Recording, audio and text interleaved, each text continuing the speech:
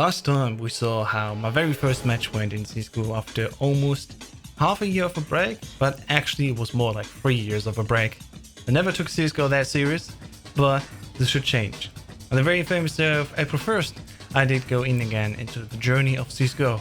And April 2nd, the match that we're going to see today, I hopefully will get also my very first rank to know where I am and to see how long we have to go to reach a higher rank up to Gold Nova. Here is what happened.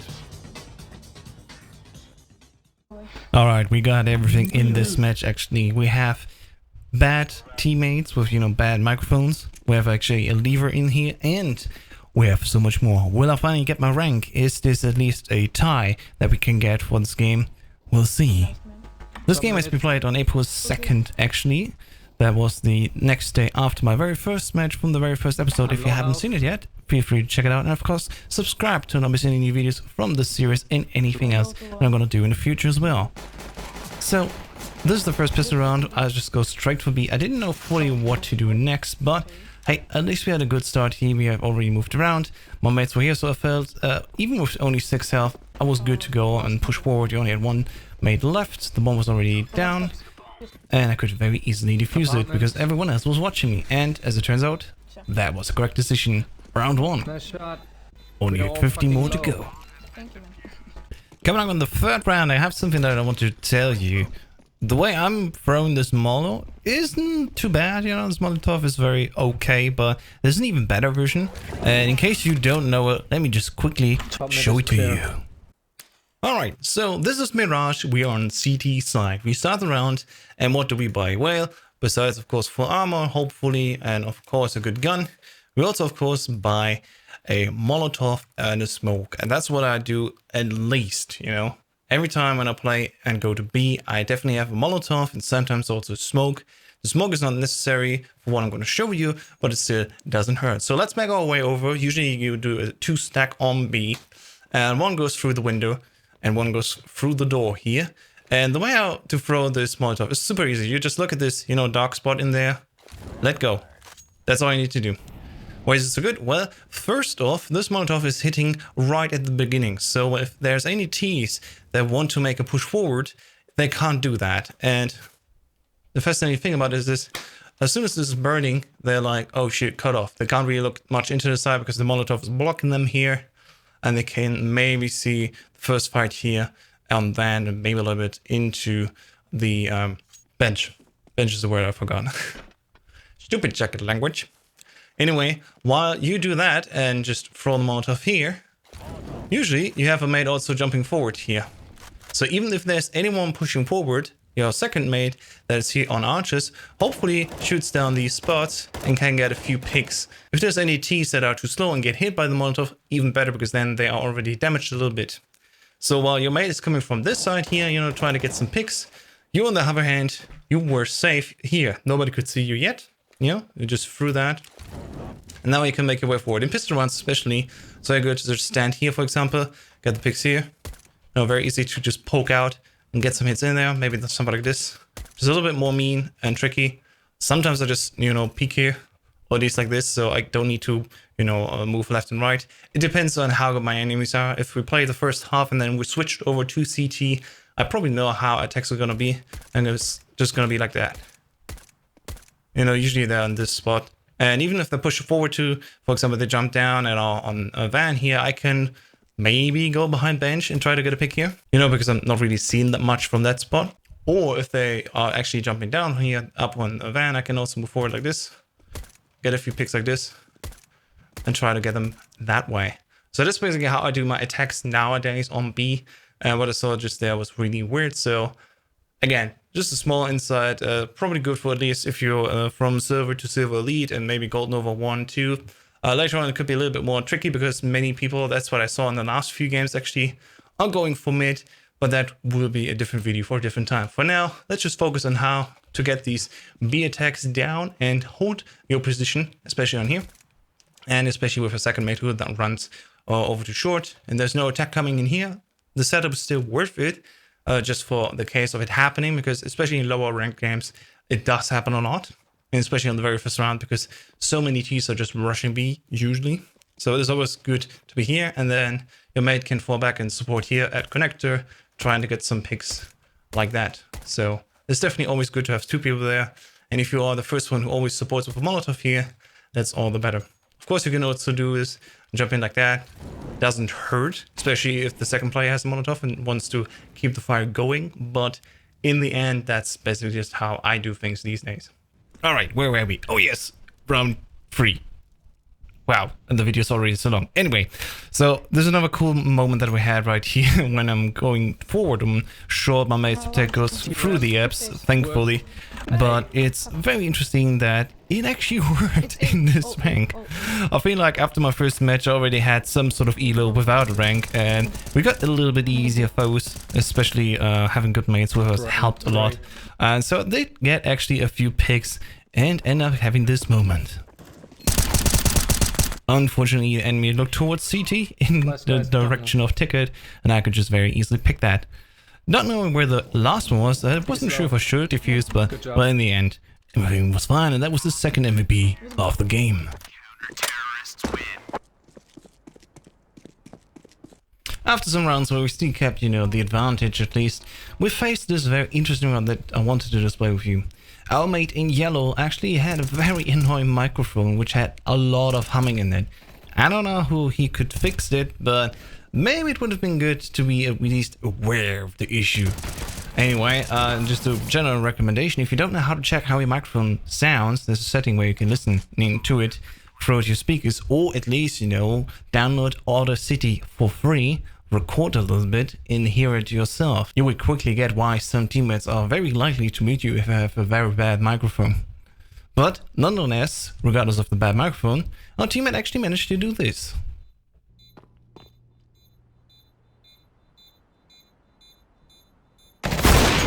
Not bad at all, I gotta say that. And I mean, in the end, you could just, you know, say, hey, how about we just, you know, lower his volume, which is what I did in the end. And then we still accepted it. And of course, as a good teammate, because, well, as we said in the last episode, you play as a team, you lose as a team. And you gotta stick together. Under ship. Under. Okay.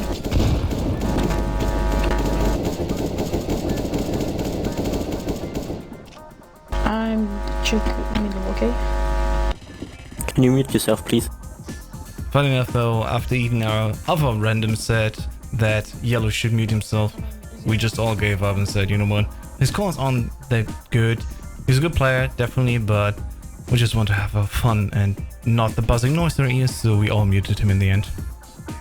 Oh well, sometimes you gotta do what you gotta do to enjoy the game at least.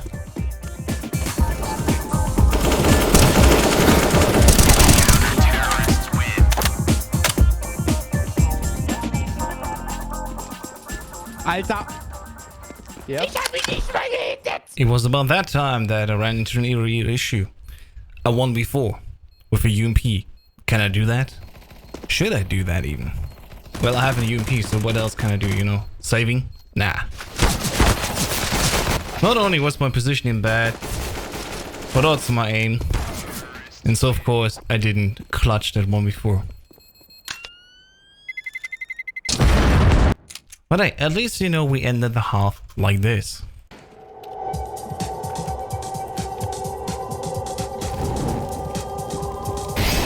One shot, one shot.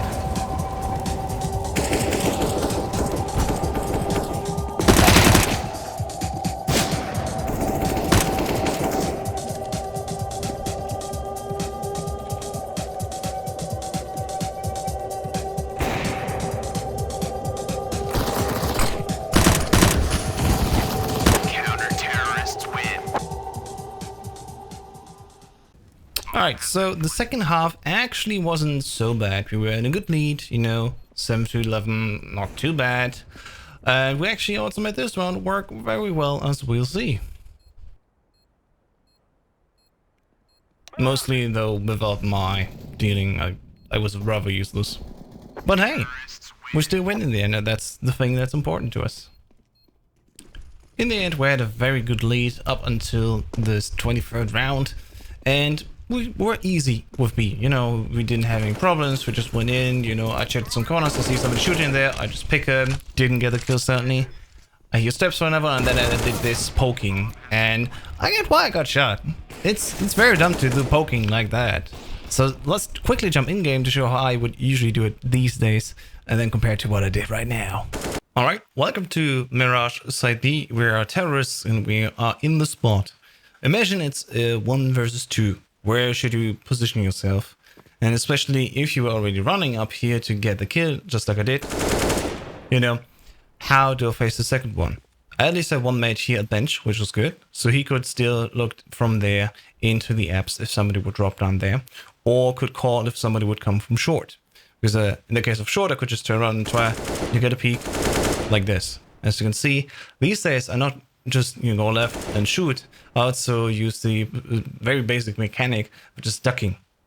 You know, I just go like this, and my shots are immediately, you know, accurate. You can see it here. The rest is just good spray control, which, as you can see, I'm not that good at it.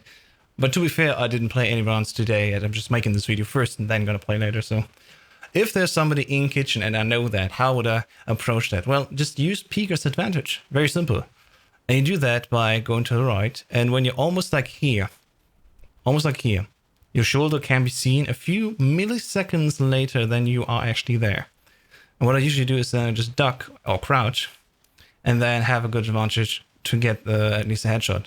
Because you don't really need to do much, you just go down there, and you need to get your timing right. And automatically the recoil will take the bullets from the possible chest, if the other one is crouching, to the head, or at least from the stomach upwards to the head. And with like 3 to 4 rounds, you have it done already if you had some damage done previously. So just go down there, bam, you know, do some recoil control. Gotta really need to do more practice when I do these videos first, and you're good to go, you know. What I did instead was like, oh, I should go to the side like this and swing too open. I can't even control that way anymore. And I'm so much more used to going like this. You can also see how the bullet goes everywhere. Because I don't, you know, I don't stop in the right moment. What you need to do is step to right and left. Right, left. Every time when I stop, I need to go to the left as well. You see how I'm sometimes bounce back. You know, I hit D to go right and then hit A to go left immediately to break my walking cycle. So I am doing much better here. And also, if it works for you, do it very close. You know, it's some practicing that you need to get done. But as you can see now, if you do a mixture of that, you can even, you know, if you hit the woods here, that actually works for you. You can shoot through that, usually, as you can see. It won't do as much damage as if it would go through just air, but in the end, it would help at least a lot. So if I hear somebody's there, I would probably peek like this or move around. Try to go with that. So that's basically how I would peek these days. Alright, so let's get back again. We have a random here, a 1 versus 2. He's right on bench, a little bit into the corner, and sadly doesn't get the kill. So yeah, that clutch basically was another fail.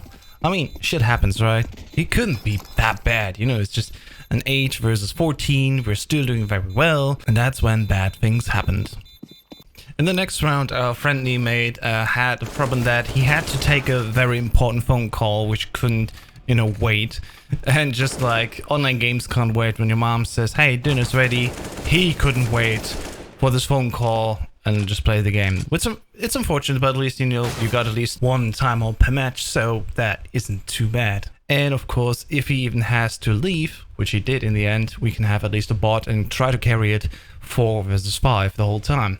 And with us being, you know, in the advantage of 14 to 19 rounds, we could still make it work. But do we?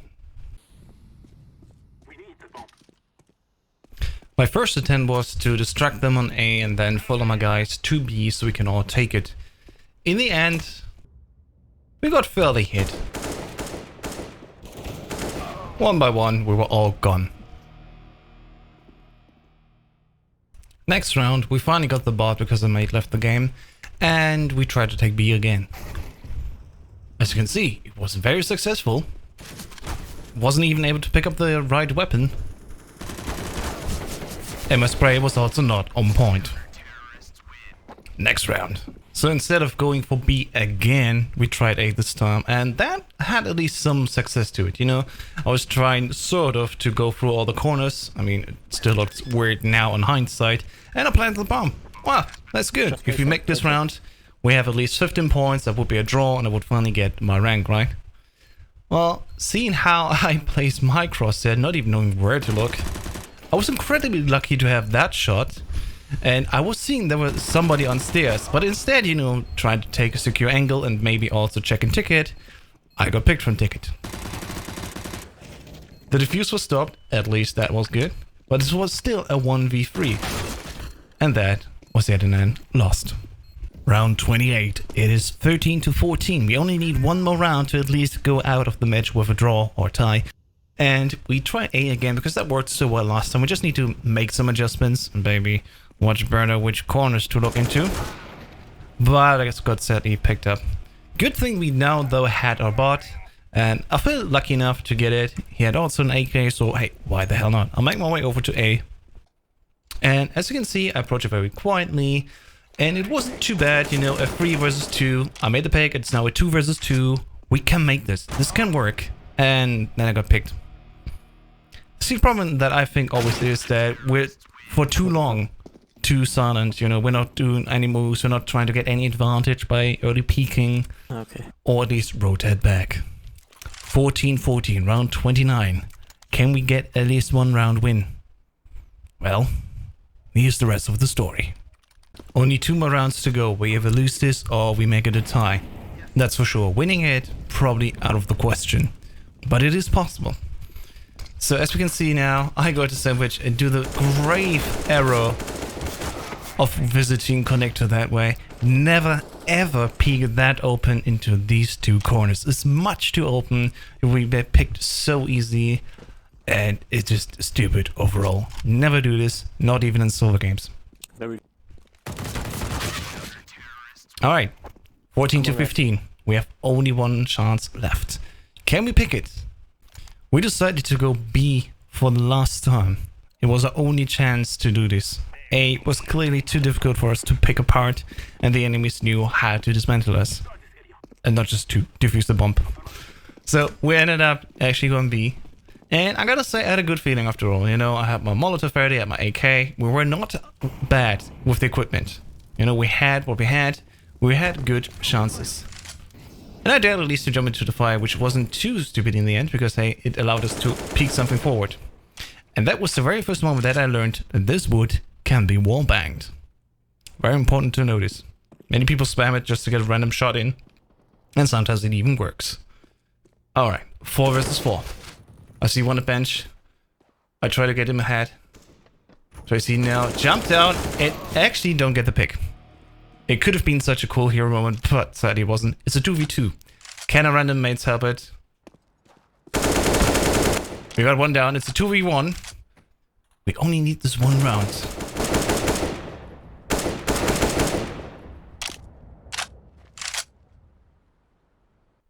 It was so exciting.